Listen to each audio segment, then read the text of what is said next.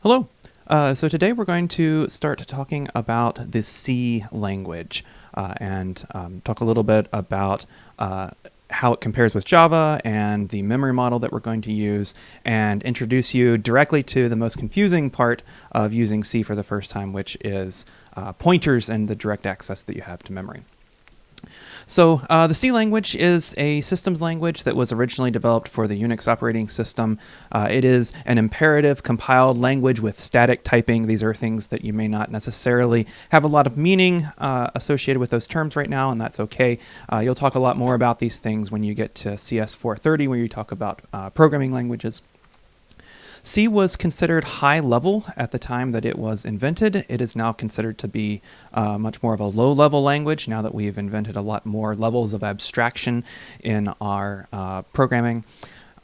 It allows, quote, direct access to memory, subject to some architecture constraints. And that's primarily why we're using it in this course, because it allows us to access things more directly than in other languages like Java. And more about that later.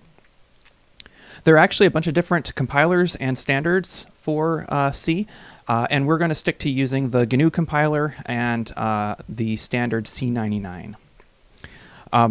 As we talked about the first day of class, there are multiple stages in the compilation pipeline for C. So the source program here on the left typically has a .c extension. The first thing that happens is that goes through the preprocessor, which does some textual changes to the program where we get a modified source program. That modified source program is then fed to the actual compiler, which compiles that down to the assembly code level. And then there is an assembler that takes that assembly code still in text format and converts it down to binary object format. That's still not quite executable yet, and so the linker is the last step that takes that relocatable object binary file and links it with other executable object binary files and produces an executable program binary file.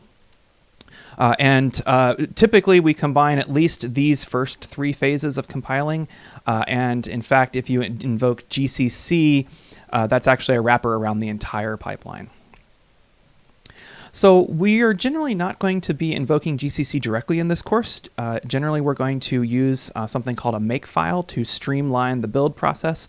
And the idea here is that we will provide a makefile which describes how the program is going to be built. So for instance, this rule here tells us that in order to build the hello target, which is presumably an executable program, there is a dependency which is hello.c. And so anytime that we change hello.c, we're going to need to rerun this rule in order to generate the target from the dependency. And this is the build command which tells the build system how to regenerate the target from the dependency. It would be great if you could learn a little bit about makefiles, but primarily in this course we're going to be giving you the makefiles for the project, so you won't have to write them from scratch. So it's worth taking a few minutes to think about the differences between Java and C. You're probably all familiar with Java. Most of you took the intro sequence here at JMU.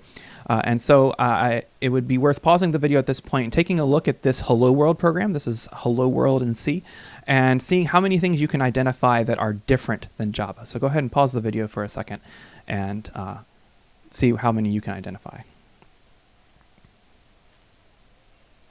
Okay, so there are actually a lot of different changes here. So first of all, there's this pound include thing at the top. You didn't have that in Java. There's no class anywhere. There's no public static void main. There's no arguments in here. There's no system.out. So there are a lot of different changes here. And so let's talk about some of the similarities first, and then we'll talk about the differences. So there are a lot of similarities with Java, just in general syntax. So both languages have statements terminated by semicolons. Both languages have similar syntax for denoting comments.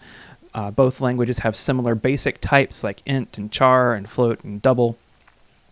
Both languages have curly braces for marking blocks of code. Both languages have a variety of different kinds of loops, like do loops and while loops and for loops. Both languages have switch statements, although in C, the parameter to the switch statement has to be an integer, which will be important later on this semester. And both languages have similar looking function definitions. So those are all some things that you can sort of directly translate from your Java knowledge to your C knowledge.